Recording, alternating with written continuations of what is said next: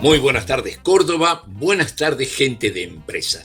Bueno, de economía y de fútbol parece que todos los argentinos sabemos o pretendemos saber, y a veces hasta es simpático ver, escuchar en realidad, el énfasis con que se repiten pavadas. La economía es una ciencia, fáctica y social, sí, pero ciencia. Y en consecuencia, para saber de ella o acerca de ella, hay que ser economista o preguntarle a los que realmente saben. Y eso haremos ya dándole la bienvenida a Luis Secco, un especialista de vastísima trayectoria. Les recuerdo que el doctor Luis Secco, economista y magíster en disciplinas bancarias por la Universidad de La Plata, es docente universitario y además es editor y director del reconocido newsletter Perspectivas Económicas desde hace más de 20 años. Estuvo también en la función pública, pero de eso vamos a hablar luego. Muy buenas tardes, Luis, y gracias por este tiempo compartido en Córdoba Empresa TV. ¿Qué tal, Pedro? Bueno, muchas gracias por llamarme. Es un placer volver a compartir unos minutos contigo. Bueno, el primer punto en el que apelamos a tu sincera visión es este, Luis. La economía argentina está mal, sin dudas, pero ¿está tan mal? Porque muchos economistas y casi todos los formadores de opinión, con una mirada contraria al gobierno, obviamente, hacen pronósticos apocalípticos. Te voy a corregir levemente. No solo los economistas de la oposición, los mismos miembros del gobierno alertan o dan cierta alarma sobre la situación económica. El segundo del ministro Massa, Gabriel Rubinstein, que es el viceministro, dijo que estábamos al borde de un Rodrigazo y que a él le hubiera gustado poder hacer otra cosa. Entonces digo, no es que solo somos los economistas que no estamos en el gobierno o de oposición los que de alguna manera marcamos la cancha y decimos guarda que esto puede terminar muy mal. Sí, estamos mal, digamos. La situación fiscal, monetaria, el balance del Banco Central sobre todo y la dinámica de la deuda en pesos son grandes interrogantes. El mercado, yo te diría que en general cree que puede haber algún evento cambiario y de deuda el año que viene, y el gobierno como que tira de la frazada corta, compra tranquilidad hoy a cambio de mayores interrogantes a futuro. Entonces como que no termina nunca de revertir las causas más profundas de la crisis, simplemente trata de operar sobre sus manifestaciones en el cortísimo plazo. Vos sos un hombre de la economía, pero también del pensamiento estratégico, Luis, y aprovecho ese rasgo de tu perfil para preguntarte, ¿cuáles son los escenarios más favorables y probables que, según tu mirada, enfrentaremos en el próximo año? Mira, en cuanto al más favorable es más de lo mismo, o sea, que tengamos lo que tenemos ahora, va a ser una tasa de inflación de 3 dígitos cuando cierre diciembre, diciembre 2023 me refiero, cuando se haga el traspaso de mando, una actividad económica planchada. Ayer el mismo presidente dijo, bueno, si no hacemos nada, solo con arrastre crecemos 3%, eso es exagerado, si no crece nada en la economía el año que viene va a dar 1 o menos de 1 de crecimiento, pero bueno, el mismo presidente está diciendo que no vamos a crecer el año que viene.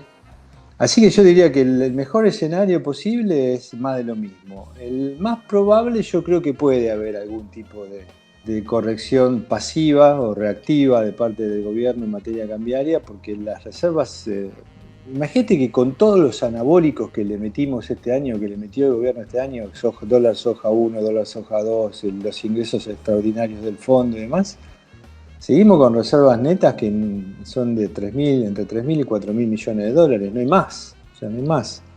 Y el año que viene no te quedan muchas alternativas y sobre todo, bueno, ustedes están en una zona bastante complicada. El factor climático, digamos, augura que nos van a faltar miles de millones de dólares de ingresos por exportaciones, así que la soja ya, los stocks de soja, ¿verdad?, producto del dólar soja son mínimos, entonces digo, me parece que estamos en una situación en la cual el escenario más probable tal vez sea un escenario mucho más complicado que el que tenemos este año, que sería el mejor o el más optimista posible.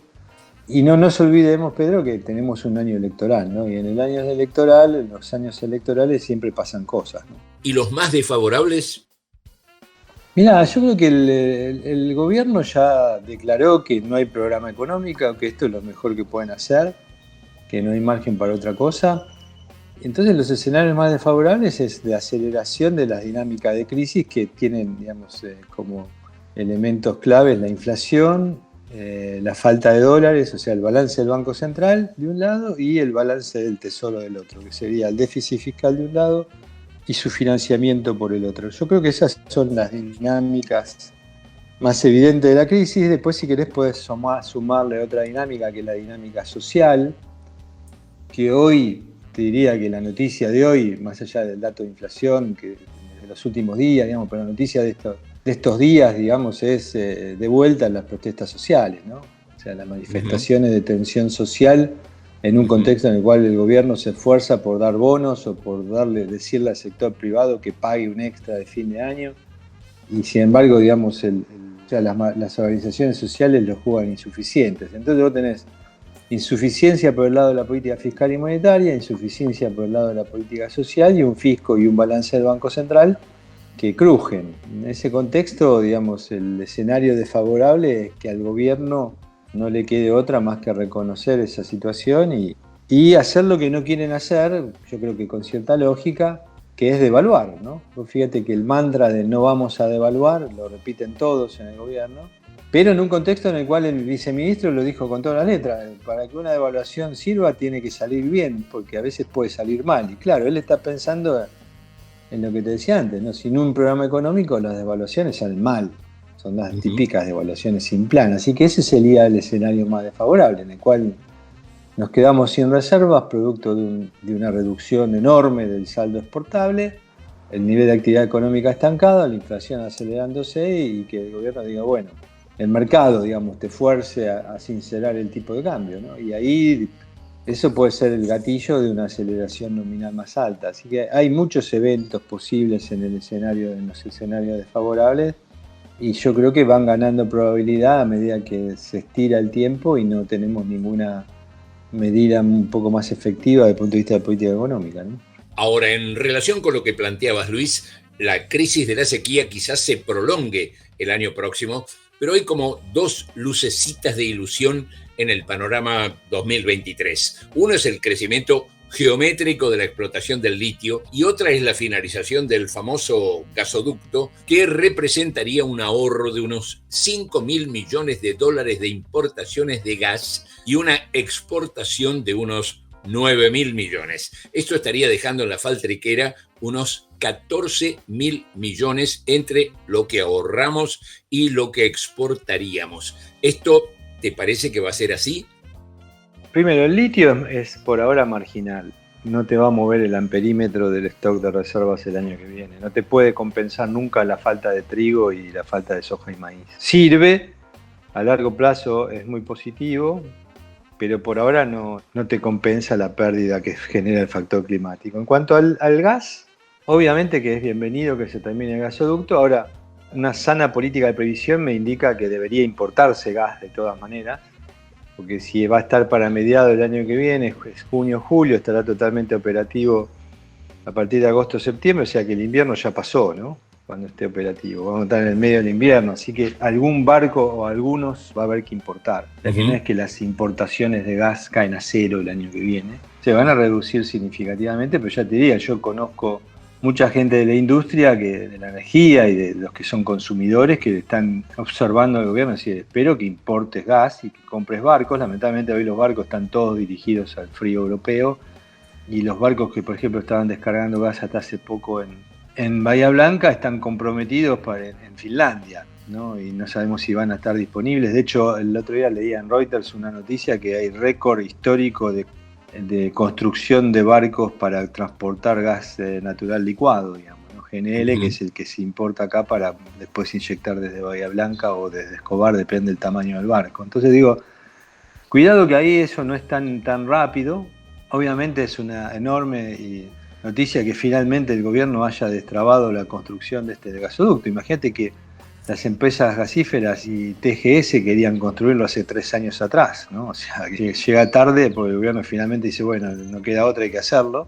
Y después para saltar de dejar de importar a exportar falta mucho. Y hay que hacer inversiones muy grandes. Una es una planta de licuefacción que cuesta muchos miles de millones de dólares. Probablemente entre otras Techin, TGS, Pampa, con YPF que ya declaró su voluntad de hacerlo y demás, se va a poder concretar, pero también es una inversión que no se hace de un día para otro. Supongo que el plazo de construcción de la planta puede llevar 1 año y pico, 2 años, y son muchos miles de millones de dólares que va a ver quién está dispuesto a ponerlos rápidamente, obviamente con la ayuda de alguna empresa tipo Petronas o alguna internacional que se dedica a la comercialización de gas licuado. Es más rápido poder hacerlo. De hecho, YPF está tratando de hacer una asociación precisamente con Petronas de Malasia. Pero bueno, todo eso lleva tiempo, así que el año que viene la falta de divisas, el gobierno se escuda en este día, si no se preocupen que está el gasoducto, pero es una apuesta más de hacia fines de año, y el consumo de gas aumenta en el otoño y el invierno fuertemente, o sea, justo antes de que esté el gasoducto operativo, ¿no? Por último, Luis, una confesión de parte voy a pedirte. De marzo del 2000 a diciembre del 2001, 1 año y 10 meses, has sido director general de análisis estratégico durante la presidencia de la Rúa. Los argentinos tenemos una visión mal formada del funcionario público, sobre todo del de alto nivel. Pero la realidad es que para aquel de correcto desempeño, la función pública es una picadora de carne, de prestigio y de buen nombre y honor, por 4 pesos que los ganarían holgadamente en la actividad privada. ¿Cómo viviste tu paso por el poder y tan cerca del presidente? Me gustó tu idea, yo digo exactamente lo mismo, digo que es una trituradora de carne. Mirá, desde el punto de vista personal fue bastante costoso. Engordé, me enfermé, y después me separé. O sea, imagínate que no fue nada gracioso. No. Porque me lo tomé en serio y laburaba mucho, ¿no? Y sufría mucho. Es bastante frustrante a veces la gestión pública. Después volví a cometer otro pecado porque fui jefe de gabinete del Banco Nación con Carlos Melconian, digamos, ese año que duramos en la gestión con Carlos ahí en el Banco Nación, con el gobierno de Mauricio Macri. Pero uno tiene su vocación, ¿viste? Y a veces la vocación te hace la vocación por tratar de servir al país y tratar de ayudar, pensar un poco en nuestros hijos también, ¿no? Y decir, bueno, tratemos de dejarle un país un poco mejor que el que hoy tenemos. Pero no, digamos, si estoy dispuesto de vuelta a cometer el error, yo diría que sí, o el error, o jugarme de nuevo por mi vocación de servicio público, yo te diría que sí, pero sí, la verdad que hay mucha hipocresía también, ¿no? Como vos dijiste, muchas veces yo veo que hay cierta poca lógica, digamos, en la estructura, por ejemplo, de retribuciones a nivel del sector público. Se gana poca plata en general, entonces todo un sistema de incentivos muy perverso. Así que hay que estar bastante dispuesto a hacer un esfuerzo y una contribución en términos de tiempo, en términos de familia. Por lo general, ya te digo, a mí me resultó siempre bastante costoso, ¿no? Bueno, muchísimas gracias, Luis, por compartir tu visión en nuestro espacio. Que se cumplan tus mejores augurios. Vaya, un fuerte abrazo y un muy buen 2023. Igualmente para todos y para todos tus oyentes. Muchas gracias. Gente, la economía 2023 no se extiende una página en blanco para intentarlo nuevamente. Cierto es que arrastramos pérdidas de los ejercicios anteriores, pero como suelen decir los contadores al cerrar los balances perdidosos, pérdidas que se propone enjugar con los resultados de ejercicios futuros. Ojalá así sea. Gracias, doctor Luis Secco. Gracias, Perspectivas Económicas. Amigos, a un tranco de la Navidad, que el espíritu del renovado milagro del nacimiento de nuestro Señor esté con todos nosotros. Con esta edición de Córdoba Empresa TV nos despedimos hasta el jueves 19 de enero, cuando volveremos a encontrarnos, Dios mediante, con más economía. Tengan una muy feliz Navidad y los mejores augurios para el próximo año.